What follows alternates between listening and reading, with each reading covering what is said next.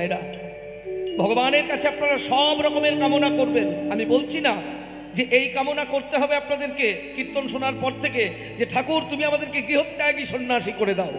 সন্ন্যাস সবার জন্যে নয়, সন্ন্যাস সবার জন্যে নয়। আর সবাই যদি সন্ন্যাসী হয়ে যাবে তাহলে তো জগৎ সংসার সৃষ্টি হবে না। সৃষ্টির তো প্রয়োজন আছে। সংসারের মধ্যে রাখো, সংসার মন্দিরের মধ্যে রাখো, তবে তুমি তোমার মতো করে আমাকে শুদ্ধ করে রাখো, তোমার মতো করে আমাকে শুদ্ধ করে রাখো।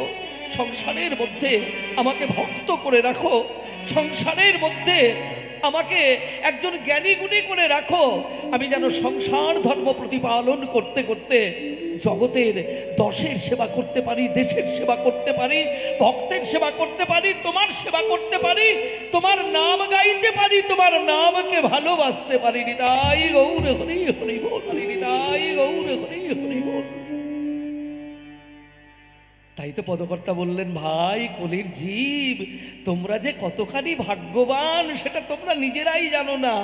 কেন না, তোমরা কিছু না করেই এমন একজন ভগবানকে কাছে পেয়েছো যা তিন যুগের মানুষ কষ্ট করে পায়নি, তোমরা কিছু না করে পেয়েছো। সেটা হলো আমার শ্রী গৌরাঙ্গ মহাপ্রভু। বড় অবতার ভাই রে, বড় অবতার। পতিতেরে বিলাবল প্রেমেরও ভান্ডার। দেখেছো, যে প্রেম ব্রহ্মা পেল না, যে প্রেম শিব পেল না, যে প্রেম নারদাদি দেবতাগণ পেল না, সেই প্রেম আমাদের মতন ঘরমুখ জীবের দরজায় দরজায় গিয়ে কেঁদে কেঁদে হাত জোর করে নাও জীব ধরো বলে ওই অনর্পিত মহামৃত মধুমাখা নাম জগতের দরজায় দরজায় পৌঁছে দিলেন কলিযুগ পাবন অবতার শ্রীকৃষ্ণ চৈতন্য মহাপ্রভু। অসাধনে চিন্তামণি, মহাজন বলেছেন যে অসাধনে চিন্তামণি বিধি মিলাওলো আনি আমার গোরা বড় দয়ারও ঠাকুর। না চাইতেই কলির জীব কিছু চাইল না, না চাইতেই তারা লাভ করলো কি না চিন্তামণি। চিন্তামণি কি? চিন্তামণি হচ্ছে একটা মূল্যবান পাথর, যে পাথরটার মধ্যে আরেকটা মূল্যবান পাথর লুকিয়ে থাকে, সেই পাথরটার নাম হচ্ছে পরশমণি। তাহলে গৌরাঙ্গ সুন্দর কোন চিন্তামণি? তিনি হলেন প্রেম চিন্তামণি। তার ভেতরে কি লুকিয়ে রয়েছে না নাম রূপী পরশমণি। নিতাই গৌর হরি হরি বল। বড় অবতার ভাই রে, বড় অবতার। পতিতেরে মিলাওয়ালো প্রেমেরও ভান্ডার। আর কি বড় অপরূপ ভাই রে, বড় অপরূপ ভাই রে, বড় অপরূপ ভাই রে, আমার গৌরাঙ্গে লীলা। বড় অপরূপ ভাই রে, বড় অপরূপ ভাই রে, আমার আমার গৌরাঙ্গের লীলা। ওই দেখো রাজা হইয়া কাঁধে করে বৈষ্ণবের ঝোলা। ওই রাজা হইয়া কাঁধে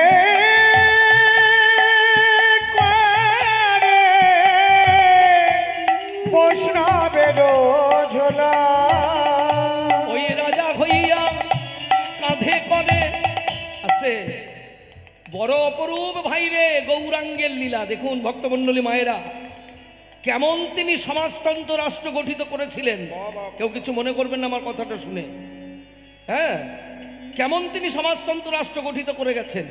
কেমন না, একটা রাজাকেও রাজসিংহাসন থেকে টেনে নিয়ে এসে রাস্তায় ঝাঁট দেওয়া করিয়েছে। এখনো তার প্রমাণ আপনারা পাবেন যদি আপনারা কেউ রথের সময় পুরীধামে গিয়ে থাকেন। জগন্নাথের রথের সময়ে যদি আপনারা পুরীধামে যান, দেখবেন জগন্নাথের মন্দির থেকে যখন জগন্নাথকে বার করে আনা হয়, নাচতে নাচতে নাচাতে নাচাতে, ওইটাকে বলা হয় প্রহন্ডী বিজয়। যখন জগন্নাথের মন্দির থেকে জগন্নাথকে নাচিয়ে নাচিয়ে আনা হয়, এগুলো আপনারা দর্শন করবেন। হ্যাঁ, তারপর রথে চাপানো হবে। রথে চাপানো পরে ওই লীলাচলের ওই পুরীধামের যিনি রাজা, ওই যে রাজা প্রতাপরুদ্রের বংশধর এখনো পর্যন্ত যারা রয়েছে, সেই রাজবংশের একজন এসে সোনার ঝাঁটাতে করে রাস্তা ঝাঁট দেবে, তারপরে জগন্নাথের রথ চলবে। এটা করেছিলেন কে? মহাপ্রভু। ঝাঁট দিয়েছিলেন কে? রাজা প্রতাপরুদ্র। রাজা প্রতাপরুদ্র রাস্তায় ঝাঁট দিয়ে আমার জগন্নাথকে নিয়ে গিয়েছিলেন গুন্ডিচা দেবীর মন্দির পর্যন্ত, ঝাঁট দিতে দিতে। হ্যাঁ, এটা তারই করুণা, এটা তারই করুণা। এবং শুধু তাই নয়, ভক্তমণ্ডলী মায়েরা, এগুলো শুনে রাখুন লীলার মধ্যে, কারণ আজকে তো আমরা গৌরাঙ্গ লীলার বিষয় নিয়ে আলোচনা করব। মহাপ্রভুকে যখন রাজা প্রতাপরুদ্র দর্শন করতে চাইলেন, গল্পটা শুনে রাখুন, সত্যি ঘটনা, শাস্ত্রের ঘটনা। মহাপ্রভুকে যখন রাজা প্রতাপরুদ্র দর্শন করতে চাইলেন, মহাপ্রভু সিংহের মতো গর্জন করে বললেন, স্বরূপ শোনো সার্বভৌম। যুক্তিটা সার্বভৌমকে দেওয়া হয়েছিল। সার্বভৌম তখন রাজপণ্ডিত প্রতাপরুদ্রের, তো বললেন, শোনো, ওই রাজাকে বলে দিও জীবনেও যেন কোনোদিন আমার সামনে এসে না দাঁড়ায়। রাজা প্রতাপরুদ্র কাঁদতে লাগলেন, হে দয়াময়, তুমি আমার লীলাচলের মাটিতে আছো, তুমি আমার সামনে রয়েছো, কিন্তু এমন আমি দুর্ভাগা, কেন তুমি আমাকে রাজা করেছিলে? কেন তুমি আমাকে পথের ভিখারি করনি?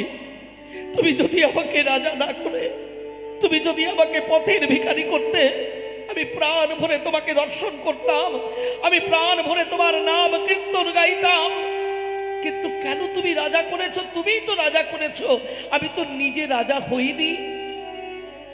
তাই গৌর হরি হরি বল। হ্যাঁ, এই যখন কাঁদতে লাগলেন, তখন কি হলো? মহাপ্রভুর কাছে খবর এলো যে প্রভু, রাজা প্রতাপরুদ্র কেঁদে কেঁদে আর বাঁচবে না, মরে যাবে, তুমি একটু দর্শন দাও। মহাপ্রভু কি করলেন? বলেন, এই নাও আমার বহির্বাসটা, রাজা প্রতাপরুদ্রকে দিয়ে বলো এইটাকে আমি জ্ঞানে পুজো করতে। নিতাই গৌর হরি হরি বল। মহাপ্রভু খুলে দিলেন তার বহির্বাস, আর সেই বহির্বাস নিয়ে রাজা প্রতাপরুদ্র কি করলেন না, রাজা প্রতাপরুদ্রকে দিলেন সার্বভৌম ভট্টাচার্য। আর সেই রাজা প্রতাপরুদ্র মহাপ্রভুর বহির্বাসটিকে নিয়ে মহাপ্রভু জ্ঞানের সেবা করতে লাগলেন। যত মহাপ্রভু জ্ঞানের সেবা করেন, তার মনের উৎকণ্ঠা আরো বেড়ে যায়, দর্শন আকাঙ্ক্ষা আরো বেড়ে যায়। একদিনকে করলেন কি, প্রভু প্রভু করে চিৎকার করতে করতে অচৈতন্য হয়ে যখন লুটিয়ে পড়লেন মাটিতে, খবরটা মহাপ্রভুর কানে গেল। সার্বভৌম ভট্টাচার্য খবরটা এনে দিলেন মহাপ্রভুর কানে, আস্তে কানে এনে দিলেন। মহাপ্রভু বললেন, শোনো সার্বভৌম, আমি শুনেছি রাজা প্রতাপরুদ্রের নাকি একটা সন্তান আছে, রাজা প্রতাপরুদ্রের নাকি একটা সন্তান আছে, তো তুমি বলো তার সন্তানকে আমার কাছে পাঠিয়ে দিতে, সেই সন্তান যদি দর্শন করে আমাকে, তাহলেই তার দর্শন করা হবে।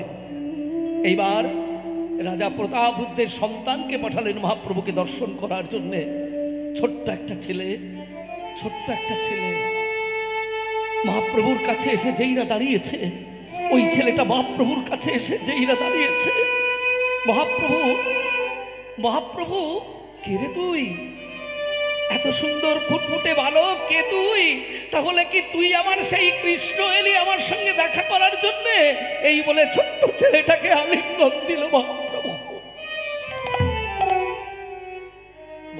যেই না আলিঙ্গন দিয়েছে, আলিঙ্গন ছেড়ে দেওয়ার পর যখন তিনি জানতে পারলেন এই ছেলেটা প্রতাপরুদ্রের ছেলে, যাও তুমি তোমার বাবাকে গিয়ে আলিঙ্গন করো, তাহলেই আমার দর্শনে সুখ, আমার আলিঙ্গনে সুখ সে উপলব্ধি করবে। এইবার ওই ছোট্ট ছেলেটা পাগলের মতো গিয়ে বাবাকে জড়িয়ে ধরে চিৎকার করে বলল, বাবা, জীবনে তুমি অনেক কিছু দেখেছো বাবা, জীবনে অনেক কিছু দর্শন করেছো, আমাদের লীলাচলে থাকা একজন সন্ন্যাসীকে তুমি দর্শন করে এসো, যা দেখলে তোমাকে আর জীবনে কোনো কিছু দেখতে হবে না।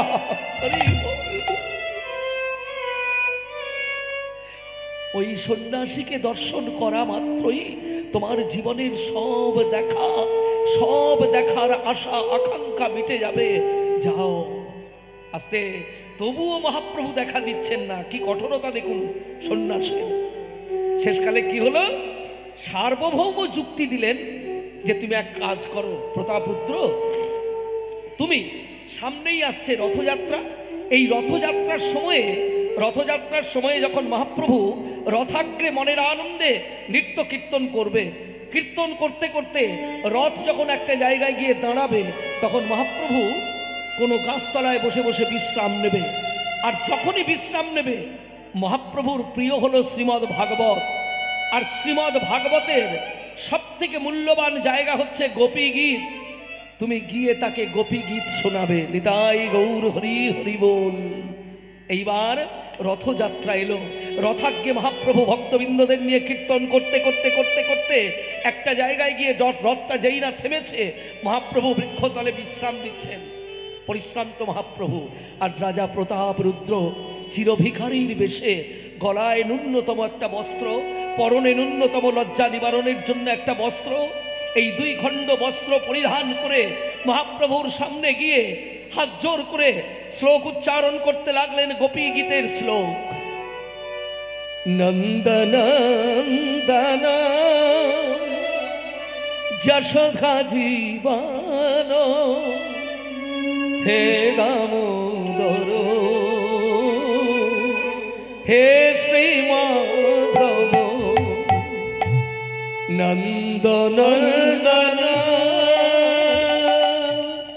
যশোদা জীবন নিতাই গৌর হরি হরি বল। হে শ্রীমাধব জয়তি দেহাধিকং জন্মনা ব্রজ শ্রয়ত ইন্দিরা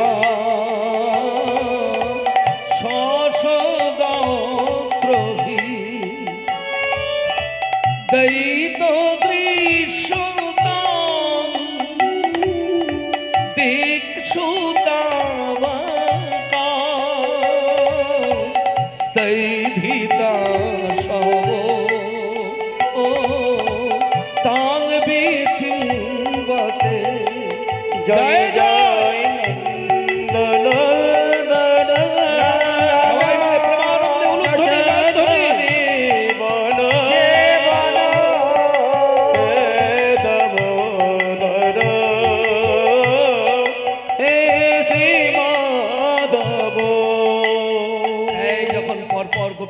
শ্লোক উচ্চারণ করতে লাগলেন রাজা প্রতাপ রুদ্র। ভাবাবেগে মহাপ্রভু চোখ বন্ধ করে, কে ভাই, অযাচিত ভাবে তুমি আমাকে এমন মূল্যবান জিনিস শোনাতে এসেছো। মহাপ্রভু যেই না জড়িয়ে ধরেছে, জড়িয়ে ধরার পরে আলিঙ্গন ছেড়ে দিয়ে দেখলেন রাজা প্রতাপ রুদ্র। প্রভু তুমি তোমার চরণতলে আমাকে জায়গা দাও। শোনো প্রতাপ রুদ্র, তুমি যখন ছলে বলে কৌশলে আমার কাছে এসেছো, একটা কথা আমি তোমাকে বলে দিয়ে যাই, সবাই যদি আমার সঙ্গে হরিনাম করে বেড়াবে, জগতের অনেক কিছু জিনিস রয়েছে যেগুলো সবাইকে রক্ষা করতে হবে। তাই শোনো, আমি তোমাকে সেবার দায়িত্ব দিয়ে যাই। আমি তো চিরদিন জগতে থাকবো না, তাই তোমাকে বলে চললাম যে এই যে জগন্নাথ মন্দির, জগন্নাথের সেবা এমনভাবে তুমি সেবা করো, ওই জগন্নাথের যেন কোনোদিন কোনো অসুবিধে না হয়। তুমি প্রাণ ভরে জগন্নাথের সেবা করো। নিতাই গৌর হরি হরি বল। তাহলে দেখেছেন মহাপ্রভুর কতখানি মহিমা, যে রাজা পর্যন্ত রাজ সিংহাসন, রাজ অভিমান, রাজ সজ্জা, রাজভোগ, রাজপ্রাসাদ ত্যাগ করে মহাপ্রভুর চরণে আছাড় খেয়ে পড়েছেন। রাজা হইয়া কাঁধে করে বৈষ্ণবের ঝোলা। আর কি গৌরাঙ্গের গুণের কথা এক মুখে আমরা কহিতে না পারি। গৌরাঙ্গের গুণের কথা এক মুখে কহিতে না পারে। ওই দেখো সংকীর্তন, হরিনাম সংকীর্তন, কৃষ্ণ নাম, কৃষ্ণ নাম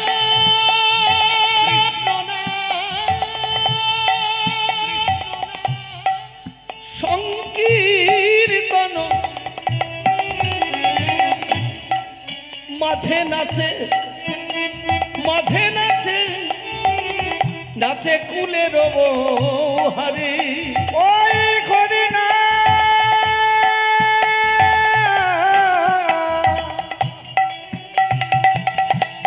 কৃষ্ণ নাম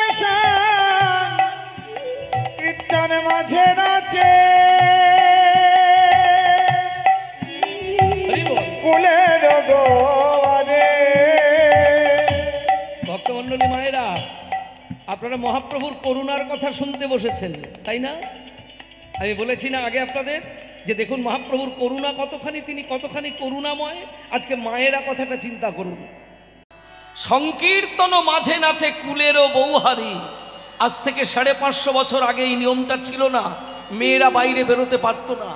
মেয়েরা থাকবে দরজার আড়ালে, মেয়েরা থাকবে পর্দার আড়ালে, মেয়েরা থাকবে ঘরের ভিতরে। মহাপ্রভু বললেন না, হবে না। কৃষ্ণ ভজনে সবার অধিকার। একটা ছেলেও কৃষ্ণ ভজন করবে, একটা মেয়েও কৃষ্ণ ভজন করবে। কৃষ্ণ ভজনে কারোর কোনো বাধা নেই। মেয়েরা ঘরের মধ্যে লুকিয়ে থাকবে, মেয়েরা ঘরের আড়ালে থাকবে, মেয়েরা দরজার পর্দার আড়ালে থাকবে, আর ছেলেরা হরিনাম গাইবে, ছেলেরা ঘুরে বেড়াবে, তাও হবে না। তাই মহাপ্রভু কি করলেন? ঘরের বউদেরকে পর্যন্ত টেনে আনলেন, হরিনামে মাতিয়ে তুললেন। সংকীর্তন মাঝে নাচে কুলেরও বৌহারি। আর যবনেও নাচে গায়, যবনেও নাচে গায়। ওই দেখো যবনে নাচে গায়, ওই যবনেও নাচে গায়। মুখে বলে হরিনা, ওই দেখো যবনে নাচে গায়, যবনেও নাচে গায়। মুখে বলে হরি না। যবনেও নাচে গায়, যবনেও নাচে গায়। একটু আগে শুনলেন না, আমার দাদা আপনাদেরকে শোনালেন মলয় চাঁদ কাজী। একদিন সে কত অত্যাচার করেছে, কত অত্যাচার করেছে, খোল ভেঙে দিয়েছে, বৈষ্ণবের উপর অত্যাচার করেছে হরিনাম বন্ধ করার জন্য। কিন্তু সেই মলয় চাঁদ কাজীর দরবারে যখন মহাপ্রভু গেলেন, সেই মহাপ্রভু যখন মলয় চাঁদ কাজীর দরবারে গিয়ে দুটো প্রেমের বাহু তুলে দাঁড়ালেন। আজানুলম্বিত ভুজৌ কনকাবদাত কলৌ সংকীর্তনৈ কৌপিতরৌ কমলায়তাক্ষৌ বিশ্বম্ভরৌ দ্বিজবরৌ যুগধর্মপালৌ। আজানুলম্বিত বাহুধারী, আজানুলম্বিত ভুজধারী গিয়ে যখন দাঁড়ালেন কাজী সাহেবের দরবারে, কাজী সাহেব এসেছো নিমাই। এত অত্যাচার, এত তার দাম্ভিকতা। মহাপ্রভুকে দেখার সঙ্গে সঙ্গে কাজী সাহেব যেন জল হয়ে গেল। কাজী সাহেব, কি করেছো তুমি নবদ্বীপে? কত বৈষ্ণবকে কাঁদিয়েছো, কত বৈষ্ণবকে সর্বশান্ত করেছো, কত বৈষ্ণবকে তুমি ঘর ছাড়া করেছো, কি করেছো? তুমি কি দেখেছো বৈষ্ণবদের কান্না? তুমি কি শুনেছো বৈষ্ণবদের হাহাকার? নিমাই, নিমাই নয়, তুমি কি করেছো? কাজী সাহেব বললেন, নিমাই, আমি কি করার মালিক? শুনেছি তুমি নাকি ভগবান, তুমি নাকি সাক্ষাৎ ঈশ্বর, এটা আমি শুনেছি। তাই অত্যাচার করেছি কেন জানো? তোমার আসার পথ চেয়ে তুমি কখন এসে আমাকে কৃপা করবে, কখন আমি তোমার চরণ পাবো।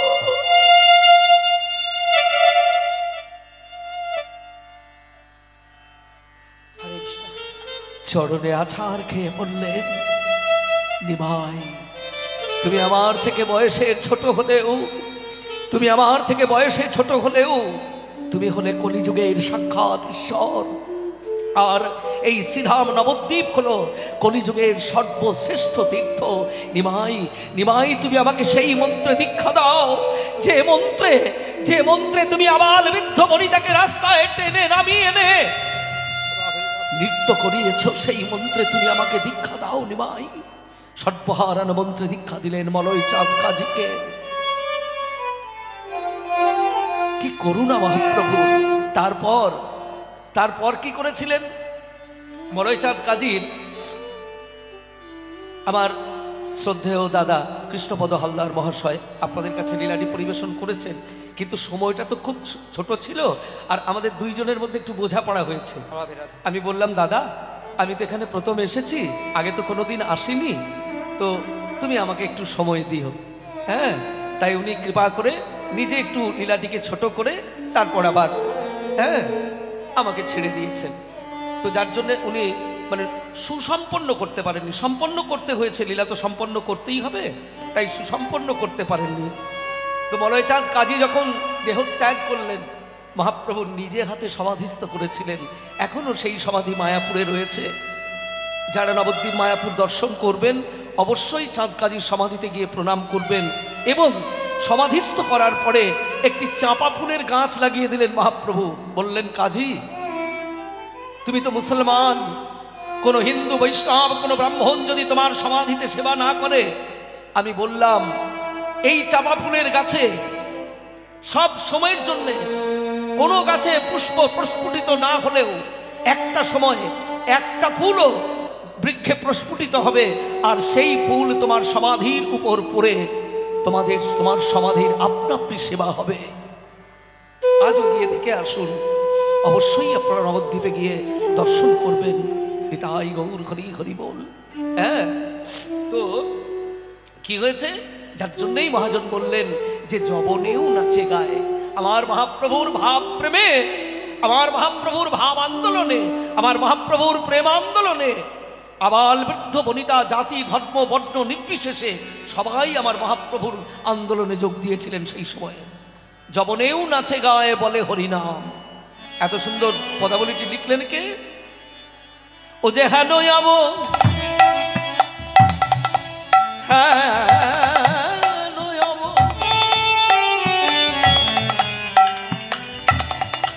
অবতারের সেবন, অবতারের সেবন, অবতারের সেবন শীত বলরাম। ওই হেনয়াব তারে সেবা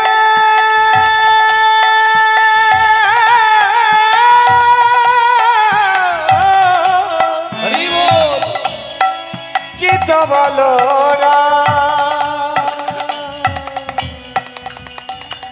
হেন অবতারে সে বঞ্চিত বলরাম। এতক্ষণ ধরে যার লেখা পদাবলী আমরা সাধন করলাম তিনি হলেন পদকর্তা বলরাম দাস। এই সনাতন ধর্মকে টিকিয়ে রাখার একটা সময়ে খুব দায়িত্ব নিয়েছিলেন এই বলরাম দাস। হ্যাঁ, স্বয়ং জাহ্নবা মায়ের মন্ত্র শিষ্য ছিলেন এই বলরাম দাস। জাহ্নবা, ওই যে নিত্যানন্দের দুইজন স্ত্রী আপনারা জানেন তো, বসুধা মা এবং জাহ্নবা মা। ওই জাহ্নবা মা একটা সময়ে সনাতন ধর্মকে একবারে কি বলবো আমরণ সংগ্রাম করে তিনি টিকিয়ে রেখেছিলেন, এবং তার সঙ্গের সঙ্গী যারা হয়েছিলেন তার মধ্যে একজন হলেন এই পদকর্তা বলরাম দাস, যার লেখা পদাবলী আপনারা এতক্ষণ ধরে শুনলেন। আসুন এবার আমার মহাপ্রভুর ভাবকান্তিটা দেখি। সন্ন্যাস মন্ত্রে দীক্ষিত হলেন শ্রীকৃষ্ণ চৈতন্য মহাপ্রভু। কাটোয়ায় কেশব ভারতীর কাছে গেলেন সন্ন্যাস মন্ত্রে দীক্ষা নেবার জন্যে। ভারতী গোসাই, তুমি আমাকে সন্ন্যাস মন্ত্রে দীক্ষা দাও। ভারতী গোসাই বললেন, নিমাই তুমি কি পাগল? তুমি কি পাগল? কোন স্ত্রীর বুকে লাথি মেরে, কোন মায়ের বুকে লাথি মেরে তুমি গৃহত্যাগী হয়েছ? এত সুন্দর তুমি, কে ছেড়ে দিয়েছে? কোন স্ত্রী ছেড়ে দিয়েছে তোমায়? কোন মা ছেড়ে দিয়েছে বুকে পাথর বেঁধে তোমার মতন এমন একজন সুসন্তানকে? বলে, শোনো, ওই সব নীতি কথাই তুমি আমাকে ভোলাতে পারবে না। তুমি আমাকে সন্ন্যাস মন্ত্রে দীক্ষা দাও। এইসব বহু তর্ক বিতর্কের পরে, বহু সিদ্ধান্ত আলোচনা করার পরে যখন ভারতী গোসাই মহাপ্রভুকে বললেন, নিমাই তোমাকে কোন মন্ত্র দেব? আমার সব মন্ত্র আমি গুলিয়ে ফেলেছি, কোনো মন্ত্র আমার সামনে আসছে না নিমাই। মহাপ্রভু বললেন, তুমি কানটা আমার কাছে বাড়িয়ে দাও, আমি মন্ত্রটা বলে দিই, তুমি সেই মন্ত্র আমাকে দাও। নিতাই গৌর হরি হরি বল। মহাপ্রভুর কাছে কান বাড়িয়ে দিলেন ভারতী গোসাই, আর মহাপ্রভু দিলেন ভারতী গোসাইকে মন্ত্র, ভারতী গোসাই দিলেন মহাপ্রভুকে মন্ত্র। ও সে জগৎ গুরু কল্পতরু, ও সে জগৎ গুরু কল্পতরু,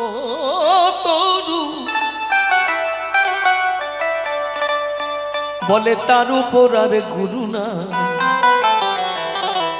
আমার মহাপ্রভুর গুরু কেন ভারতী গোসাই।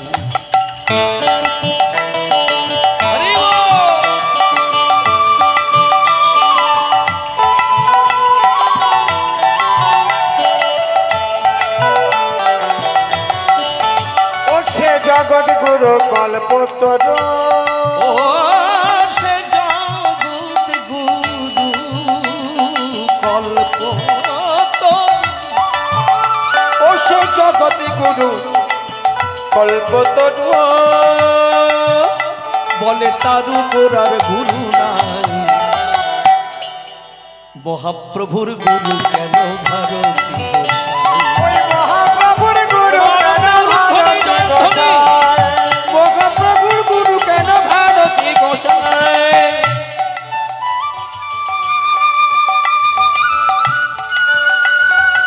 হরি বল।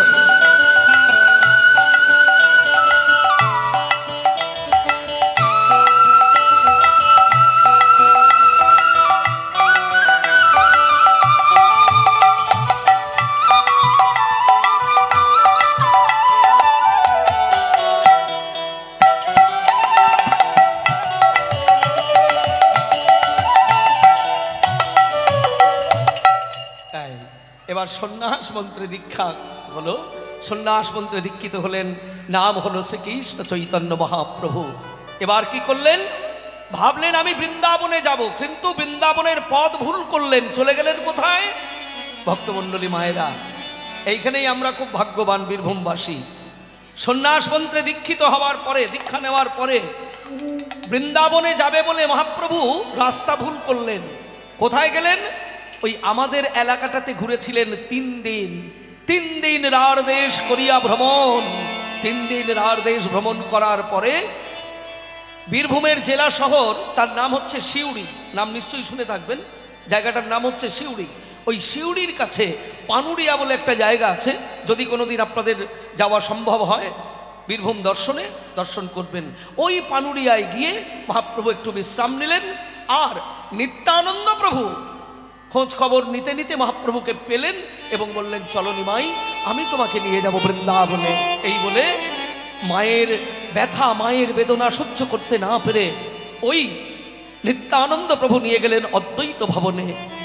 হাউ হাউ করে কেঁদে উঠলেন সচিমা, নিমাই রে, আমি ভেবেছিলাম তোকে ঘরের মধ্যে আটকে রাখবো, আমি ভেবেছিলাম তোকে ঘরের মধ্যে আটকে রাখবো, যার জন্যে আমি পর পর 2 জন সুন্দরী রমণীর সঙ্গে তোর বিবাহ দিলাম, পরপর 2 জন সুন্দরী রমণীর সঙ্গে তোর বিবাহ দিলাম। প্রথম বিবাহ হলো লক্ষ্মীপ্রিয়া, দেহান্ত হলো লক্ষ্মীপ্রিয়া। আবার একজন পরমা সুন্দরী রমণী বিষ্ণুপ্রিয়ার সঙ্গে তোর বিবাহ দিলাম। ভাবলাম দুঃখিনী মায়ের কথা মনে না থাকলেও বৌমার মিষ্টি মুখটা তুই ভুলে যেতে পারবি না। কিন্তু নিমাই রে, তোর সন্ন্যাসে একটা জিনিস বড় প্রমাণ হলো, কি জানিস নিমাই? জগতের শ্রেষ্ঠ সুন্দর প্রাণ গোবিন্দ যদি কাউকে কৃপা করে, এই জগতের সংকীর্ণ সুন্দর কাউকে আটকে রাখতে পারে না রে নিমাই। এই জগতের সংকীর্ণ সুন্দর কাউকে আটকে রাখতে পারে না। ভালো করেছিস, সন্ন্যাসী হয়েছিস, আর তো তোকে আমি ঘরে ফিরিয়ে নিয়ে যেতে পারবো না। তো শোন বাবা, এক কাজ কর, আমি তো তোর মা, আমার একটা কথা রাখবি বাবা। বলো মা। একটা কেন, তুমি 50টা আমাকে বলো। আমি সন্ন্যাসী হলেও তুমি আমার মা, তোমার জন্যই আমি জগৎ দর্শন করেছি। ভাই, তুই যেখানেই থাক না কেন, অন্তত পক্ষে রথের সময়টাই পুরীতে থাকিস। কেন মা? বলে ওই রথের সময় যখন বাবাজিরা পুরী ধামে যাবে বাংলার থেকে, তাদের হাতে তোর প্রিয় প্রিয় জিনিসগুলো তো আমি তুলে দিতে পারবো। নিমাই, মা গো, আমি তোমাকে কথা দিলাম মা, আমি তোমাকে কথা দিলাম মা, আমি সদা সর্বদাই 4 জায়গায় বিরাজ করব। কোথায় কোথায় কোথায় কোথায় বিরাজ করব? শিবাস অঙ্গনে, শিবাসঙ্গনে, সচিমার রন্ধনে, রাধনে, নিত্যানন্দ নর্তনে, রাঘব ভবনে। রাঘব পণ্ডিতের ঘরে, তোমার রান্নার মধ্যে, নিত্যানন্দের নৃত্যের মধ্যে, শিবাসের অঙ্গনের মধ্যে সদা সর্বদাই আমি এই চারটে জায়গায় বিরাজ করব। এই কথা দিয়ে ভক্তবৃন্দ সঙ্গে নিয়ে, দাদা নিত্যানন্দকে সঙ্গে নিয়ে প্রভু আমার চলেছেন লীলাচলের পথে। নিতাই গৌর হরি হরি বল। অদ্বৈত ভবনে মায়ের সঙ্গে দেখা হলো, বিষ্ণুপ্রিয়াকে আসতে দিলেন না। বিষ্ণুপ্রিয়া মহাপ্রভুর চরণ পাদুকা জড়িয়ে ধরে, এই যে চরণ পাদুকা আগামীকাল মনে হয় আসছেন নাকি? আগামীকাল চরণ পাদুকা আসছেন। কতখানি যে আপনারা ভাগ্যবান ভাগ্যবতী, যে সম্পদ আপনাদের মাটিতে আসছে এটা হলো বিষ্ণুপ্রিয়া মায়ের প্রাণের সম্পদ। মহাপ্রভু যখন সন্ন্যাসী হয়ে চলে গেলেন, বিষ্ণুপ্রিয়াকে কি দিয়েছিলেন? ওই চরণ পাদুকা দুটো। বিষ্ণুপ্রিয়া, জগতের মঙ্গলের জন্য যে দুঃখ দে কষ্ট আমি তোমায় দিয়ে গেলাম, এর জন্য তুমি আমাকে ক্ষমা করো। তোমাকে তো কিছু দিতে পারলাম না, কারণ আমি নিজেই তো ভিখারি। আমি ভিখারি হয়েই এসেছি, ভিখারির ঘরে এসেছি, তাই তোমাকে কিছু দিয়ে যেতে পারলাম না। এই চরণ পাদুকা দুটো তোমাকে দিয়ে গেলাম। বিষ্ণুপ্রিয়া মা মহাপ্রভু চলে যাবার পরে ওই চরণ পাদুকা বুকে জড়িয়ে ধরে কাঁদতেন। কারোর মুখ দর্শন করতেন না। দরজায় একটা পর্দা টাঙিয়ে দিয়েছিলেন, দরজার মধ্যে থাকতেন, দরজার আড়ালে থাকতেন, আর গৌর গৌর বলে কাঁদতেন। আমি গৌর চরণ সার করেছি, মুখে গৌর গৌর বলবো তাই। গৌর চরণ সার করেছে, মুখে গোবর গোবর বলবো তাই। আমি গৌর চরণ সার করেছি, মুখে গোবর গোবর বলবো তাই। গৌর ছাড়া এই জীবনে আমার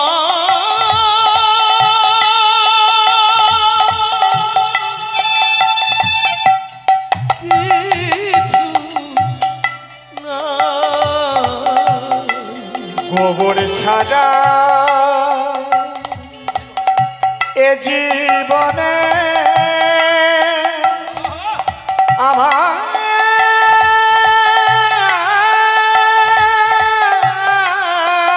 কেহ নাই। আমি গৌর চরণ সার করেছি, মুখে গোবর গোবর বলবো তাই।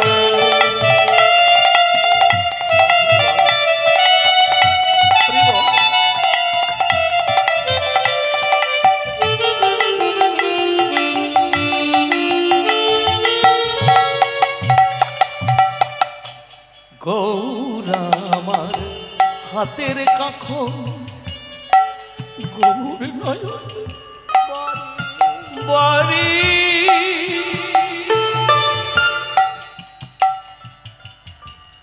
গৌর ছাড়া এ জীবনে থাকতে কি আর পাই।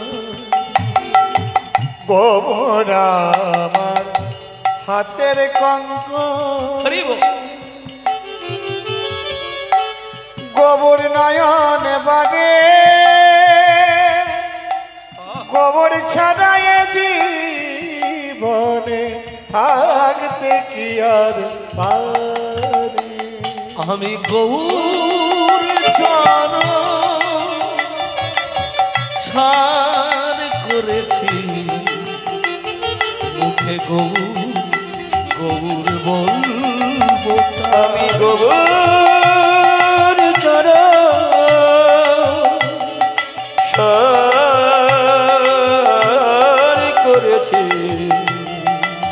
মুখে গোবর হে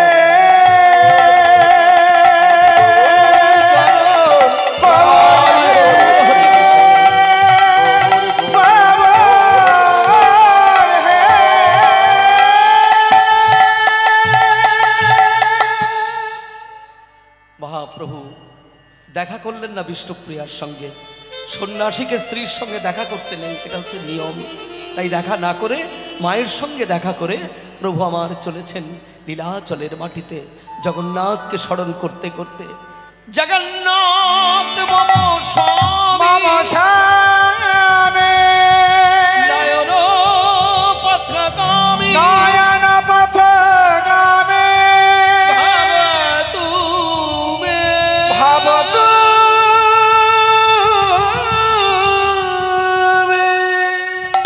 জগন্নাথ ক্ষেত্রে গিয়ে আবির্ভূত হলেন। জগতের সচল জগন্নাথ অচল জগন্নাথের মন্দিরে দর্শন করছেন। জগন্নাথ জগন্নাথ, বাহ, তুমি কি সুন্দর মন্দিরের মধ্যে দাঁড়িয়ে আছো, তাই না? আর আমাকে তুমি জগতে পাঠিয়ে আমাকে আমাকে দিয়ে কষ্ট করিয়ে নিচ্ছ তুমি, হ্যাঁ? বধূ বধূ যেন রাধা ভাবে ভাবিত হলেন। ওই জগন্নাথকে দর্শন করে মহাপ্রভু যেন রাধা ভাবে ভাবিত হয়ে গেলেন। বধূ বধূ কি আর বলিব আমি, প্রাণবধূ হে কি আর বলিব আমি, বধূ কি আর বলিব আমি, কি আর বলিব আমি, জীবনে মরণে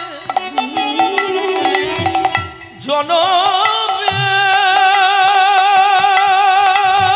জনমে জীবনে মরণে জনমে জনমে বধূ জীবনে মরণে জনমে জনমে প্রাণনাথ হয় তুমি।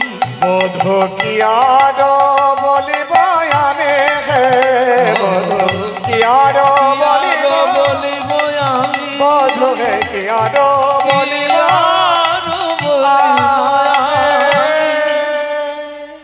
প্রাণনাথ তোমার চরণে আমার পরাণ আমি বাঁধিলাম প্রেমের ফাঁসি। তোমার চরণে চরণে হরিবল হরিবল। প্রাণবধূ হে নিতাই গৌর হরি।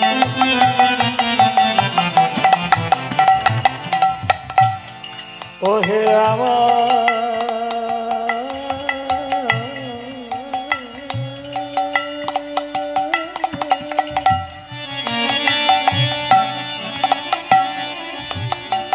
আস্তে আস্তে। তুমি ছাড়া আমার যে আর কেহ না, বলে হারি বাবা। ওহে আমার পরাণ।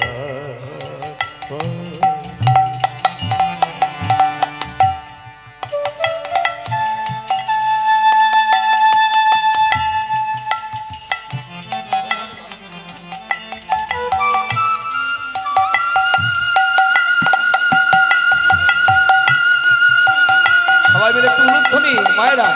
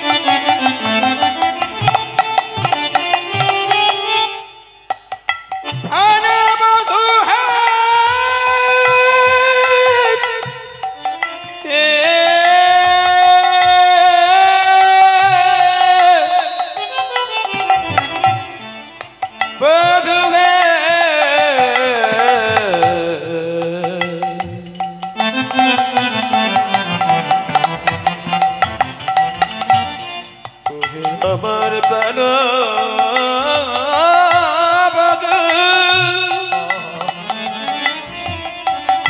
তুমি বিনা কে বাঁচে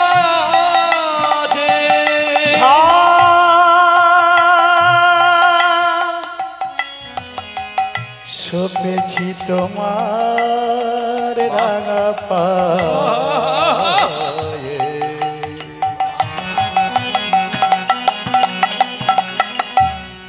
তুমি ছাড়া এ জীবনে আমার কেহ না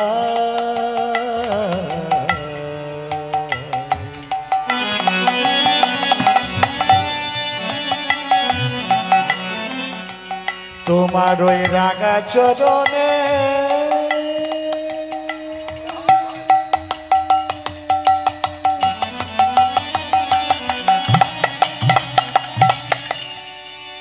মুখে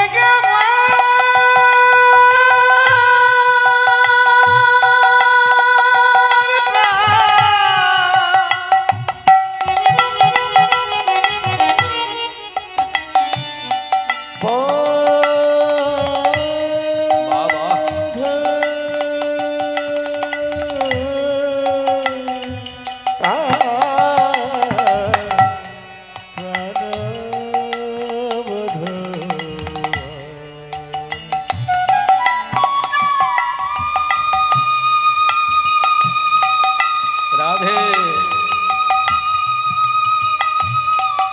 এরকম করে গান বাজনা করার একটা পরিবেশের দরকার হয়, বুঝলেন তো? এখন যে পরিবেশটা হয়েছে তাতে করে বেশ ঠান্ডা ঠান্ডা মেজাজে গান বাজনা সবসময় তো আর হবে না, এটা দুপুরবেলায় হবে না। হ্যাঁ, শান্ত।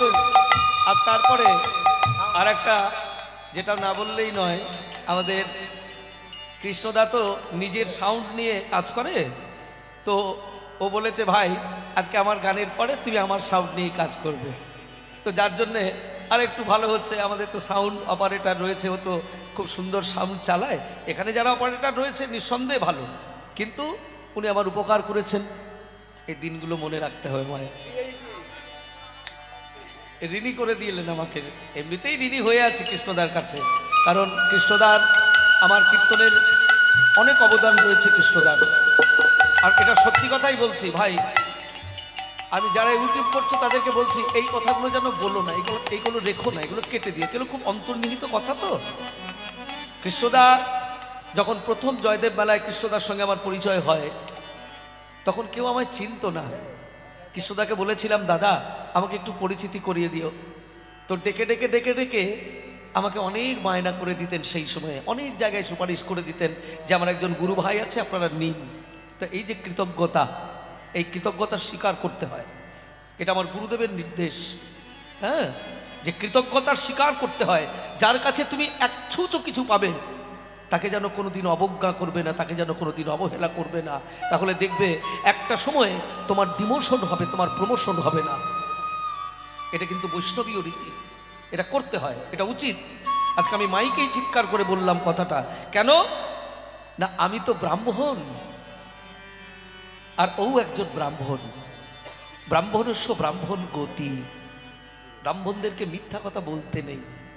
তাই মাইকে চিৎকার করেই সত্যি কথাটা বললাম, এতে ঢাক পিটানোর কিছু নেই। এখন দাদা যদি মনে করেন যে আমার নামে ঢাক পিটোচ্ছে, তাহলে এটা ঢাক পিটানো নয়, তার প্রশংসা করা, কারণ তিনি একদিন উপকার করেছেন।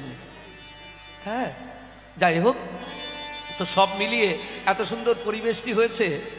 এই তো মানে এটা সত্যি কথাই দুপুরবেলা তো হবে না, যখন প্রচুর লোকজন থাকবে বিকেলবেলা এরকম করে গান বাজনা করা যাবে, যার জন্য বেশ সময়টিও সুন্দর পাওয়া গেছে, বেশ নির্জনে নির্ভীতে কি সুন্দর কীর্তন আস্বাদন, তাই না? জয়নি তাই হরি বল।